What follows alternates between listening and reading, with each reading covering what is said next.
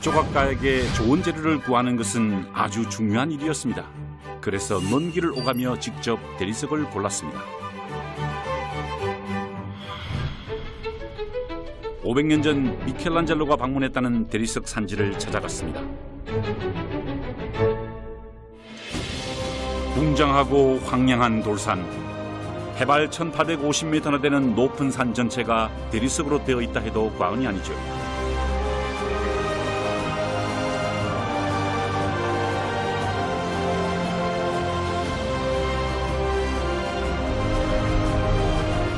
카라라에서 500여 년 전 미켈란젤로의 흔적을 만날 수 있을까요? Thank you.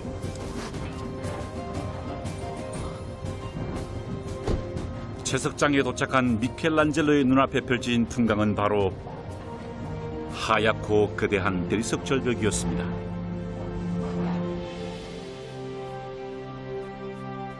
조각가의 손길이 닿기 전 자연 그대로의 돌덩어리죠.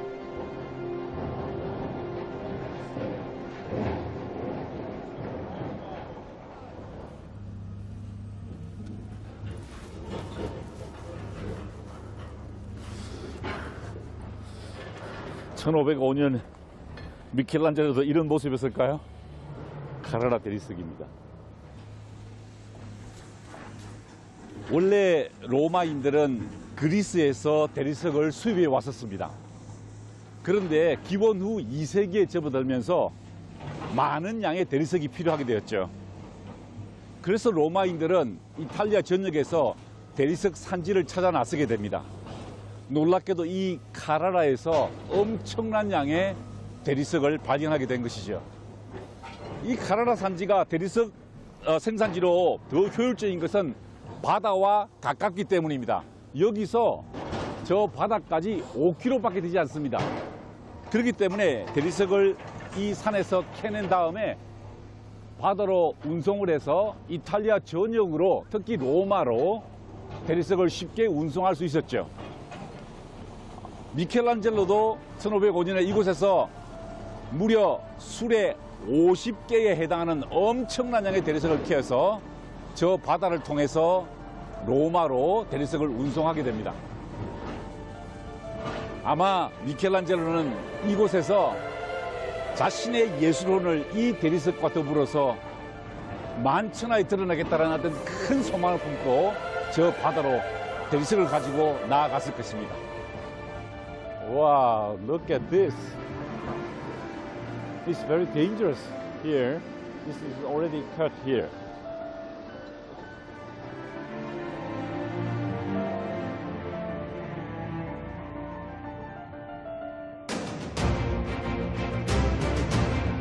(2000년) 전부터 조각 건축에 사용되었던 카라라 대리석. 고대 시대부터 지금까지 카라라의 품질 좋은 대리석은 조각품 그리고 건축의 재료로 사용되고 있죠.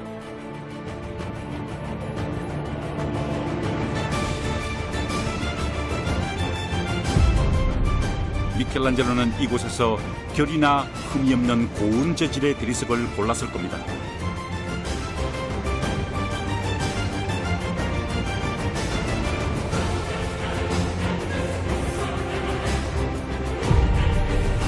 자연 그대로의 대리석 앞에서 위대한 영감을 받았을지도 모르죠.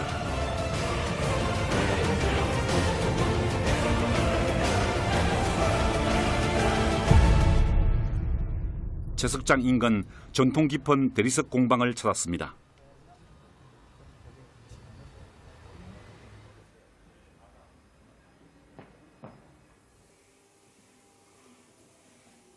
여기 미켈란젤로의 PT 톤도가 있습니다. 바르젤로 박물관에 수상되어 있는 작품에 플라스트가 여기 수상되어 있네요. 여기도 있네요. 이제 모세스, right? 모세상이 플라스트로 여기 있습니다. 미켈란젤로 스튜디오. 와우, thank you very much.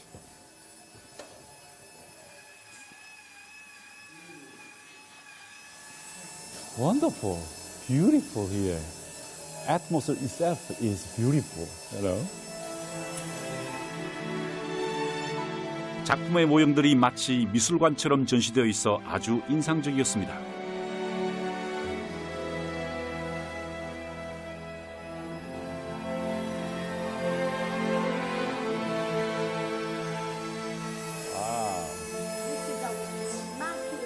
Uh-huh. Feast of Saturday. Okay. Not one baby. Wow, this is Michelangelo's Pieta using Carrara marble, right? I have a book about Michelangelo, and I will compare this original with a copy of Francesca's studio. Wonderful. Francesca, could you please tell us about the story regarding Pieta? The Madonna is a virgin, Uh-huh. perhaps even younger than the Christ. Uh-huh. She is a daughter of her son. Uh-huh. And feel the sense of gravity of the body of the Christ. Uh-huh.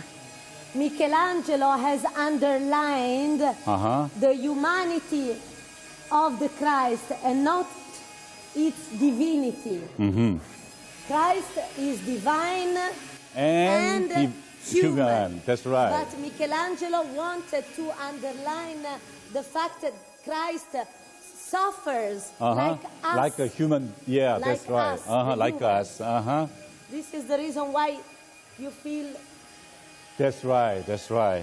the gravity of the dead body of the Christ. Uh-huh. I think this is the utmost representation of a human sorrow, that mother lost his son, made by Carrara marble. Wonderful, wonderful.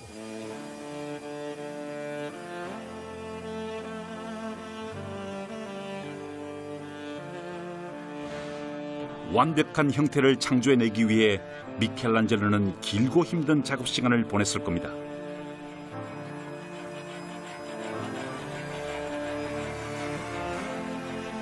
손과 얼굴에 흰 먼지를 뒤집어 쓴 채 말이죠.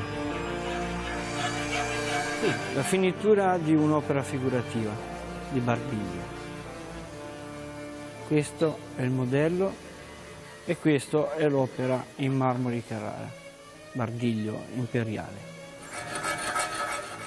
완벽한 조형미를 완성하기까지 지난했을 육체적 노동의 숭고함. 거친 돌을 깨고 깎아내던 미켈란젤로의 시간을 만나고 돌아갑니다.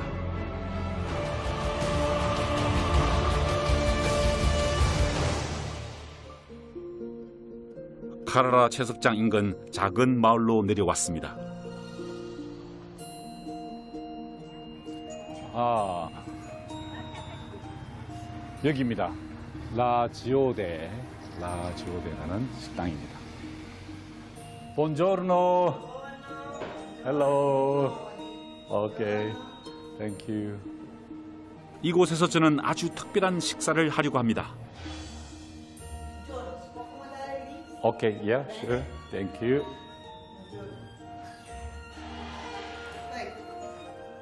I'm here for Michelangelo's menu, please. This is Michelangelo's menu. Va bene. And I'm looking forward to taste what kind of food Michelangelo took. Please. Thank you.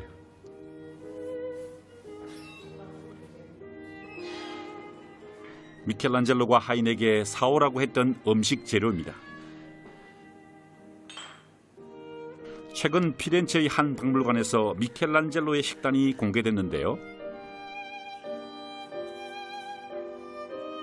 과연 그가 어떤 음식을 해 먹었는지 카라라의 요리사를 통해 재현해 보기로 했습니다. Cosa sta preparando? Stiamo preparando una zuppa che abbiamo trovato su un ricettario vecchio di Michelangelo a base di finocchio. 채소와 보리를 넣고 끓여낸 소박한 수프가 완성되었습니다.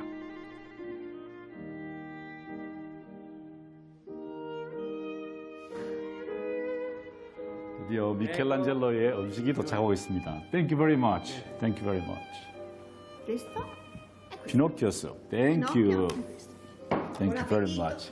바로 이 음식이 미켈란젤로 시대, 특별히 미켈란젤로가 먹었던 음식입니다. 여기 보시면은 미켈란젤로의 메뉴에 파니 두아, 그러니까 빵 2개, 그 다음에 포도주, 조금, 청어와 멸치 젓갈 조림, 그리고 피노키오 숲이라고 하는 보리로 만든 작은 양의 숲을 주식으로 먹었습니다.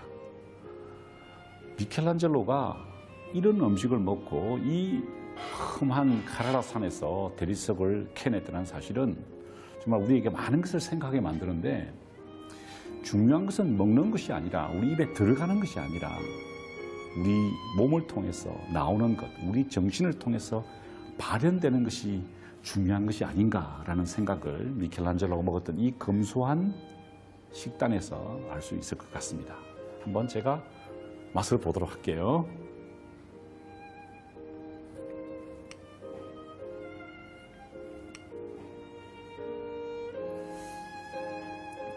전형적인 서민 음식입니다. 보리로 만든 그냥 평범한 음식이네요.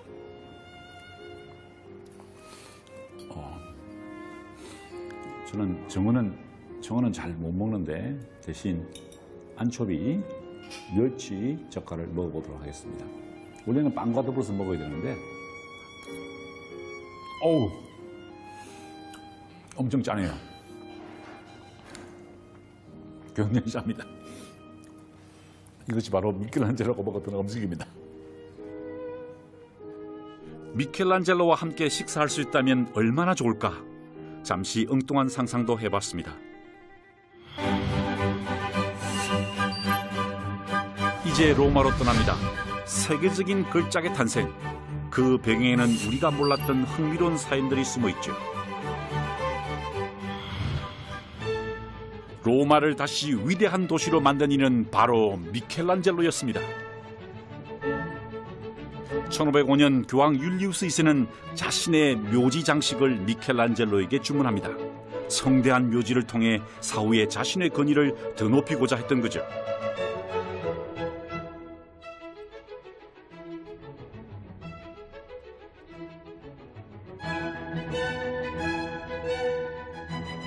그런데 작업을 시작한 지 얼마 지나지 않아 교황은 주문을 취소해버립니다. 왜 율리우스 2세는 미켈란젤로에게 작업 중지를 명령했을까요? 당시 율리우스 2세 교황님은 건축가 브라만테를 동원해서 저 성 베드로 대성당을 재건축하고 있었습니다. 재정난에 빠졌던 교황께서는 공사 중지를 명령한 것입니다. 미켈란젤로는 좌절에 빠지게 되죠. 교황님은 심지어 미켈란젤로가 캐왔던 대리석을 압수해서 저 성 베드로 대성당의 기초공사 석재로 사용하게 합니다. 하지만 위대한 걸작은 예기치 않은 기회로 탄생하게 됩니다. 때는 1508년이었습니다. 시스틴 예배당의 천장에 금이 가게 되었죠. 그때 율리우스 2세 교황께서는 건축가 브라만테에게 그 천장을 보수하라 지시했습니다. 그러자 브라만테가 이렇게 교황님께 제안합니다. 교황님, 이 미켈란젤로가 천재라 그러니까 저 천재에게 그림 하나 그리게 하시죠. 그러자 미켈란젤로는 브라만테에게 그칠게 항의합니다. 아니, 당신 내가 실패하기를 바라는 거지. 나는 지금까지 한 번도 그림을 그려보지 않은 조각가야. 그런데 왜 나보고 그림 그리게 하는 거야? 라고 대답했습니다. 그러자 그 옆에 있던 율리우스 2세 교황께서 미켈란젤로에게 명령합니다. 당장 올라가서 그림을 그리라고. 올라가서 예수 그리스도의 12제자를 그리라고 했습니다. 그러자 미켈란젤로는 이렇게 대답합니다. 교황님, 나는 내가 그리고 싶은 것을 그립니다. 내가 그리고 싶은 것을 그리지 못한다면 나는 저곳으로 올라가지 않겠습니다. 그러자 율리우스 2세 교황께서는 미켈란젤로가 그리고 싶어 하는 것을 그리도록 허락해 주었습니다. 이때 그린 그림이 바로 시스티나 예배당의 천장화입니다. 한 번도 그림을 그려보지 않았던 조각가가 처음으로 그린 그림이 세계 최고의 회화 작품이 된 것입니다. 회화의 파라곤이 된 것입니다. 그러니까 피에타와 다비드를 통해서 조각의 파라곤을 이룩했던 미켈란젤로가 이제는 회화의 파라곤을 완성한 것입니다. 만약 교황 율리우스 2세가 천장화 작업을 시키지 않았더라면 지금 우리는 이 위대한 작품을 만나지 못했겠죠.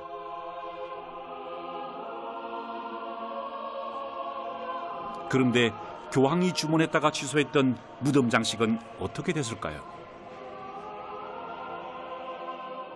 갑작스러운 율리우스 2세의 죽음으로 다시 시작된 작업. 이 역시 미켈란젤로에게 걸작 하나를 추구할 기회를 안겨줍니다.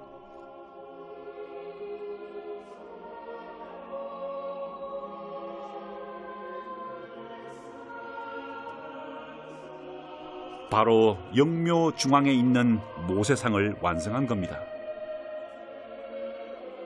이 작품이 미켈란젤로의 모세상입니다. 율리우스 2세의 영묘를 안치하기 위해서 장식했던 미켈란젤로의 명작이죠. 우리는 율리우스 2세의 얼굴에서 모세의 얼굴을 발견합니다. 아니, 미켈란젤로 본인의 얼굴을 발견하게 됩니다. 미켈란젤로는 모세의 얼굴에서 율리우스를 찾았고 또 자신의 얼굴을 찾았습니다. 모세는 가나안 땅에 들어가지 못한 슬픔을 안고 죽었습니다. 율리우스 2세 교황은 이탈리아에서 외적 프랑스와 스페인을 몰아내지 못한 그 슬픔을 안고 죽었고, 미켈란젤로는 평생 자신의 예술을 불태우기 위해서 조각의 파라곤, 회화의 파라곤, 건축의 파라곤을 추구하기 위해서 평생 고뇌하고 평생 숙고하고 좌절하다가 자신의 모습을 이런 모습으로 상상했던 것 같습니다. 이것은 모세의 얼굴이 아니라, 율리우스 2세의 얼굴이 아니라 미켈란젤로의 얼굴인 것입니다. 모세의 얼굴에서 미켈란젤로의 위대한 예술론을 발견하고 돌아갑니다.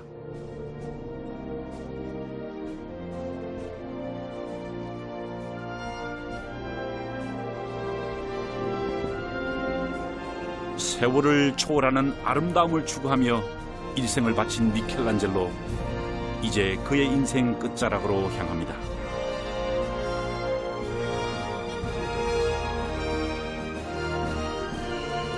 이제 미켈란젤로도 인생의 황혼에 접어들었습니다. 60대 후반의 미켈란젤로는 그의 노년에도 불구하고 예술에 대한 열정을 멈추지 않았죠. 그는 시스티나 예배당의 그 아름다운 최후의 심판을 완성하고 이 캄피돌리오 광장에 아름다운 건축을 완성시켰습니다.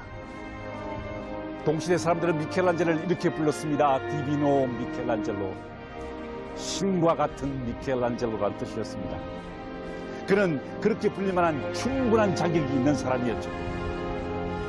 미켈란젤로는 1564년에 89세의 나이로 임종하게 됩니다. 죽기 6일 전 친구들이 그의 화실로 찾아갔을 때 아직도 조각칼을 들고 조각 망치를 들고 서 있던, 대리석 앞에 서 있던 미켈란젤로를 발견하게 됩니다. 미켈란젤로의 임종과 더불어 르네상스는 끝이 납니다. 한 위대했던 시대가 그의 죽음과 함께 마감되었던 것입니다.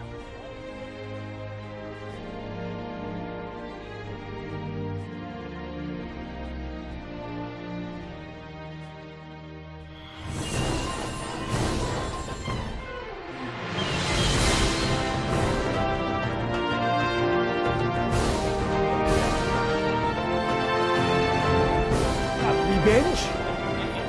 당신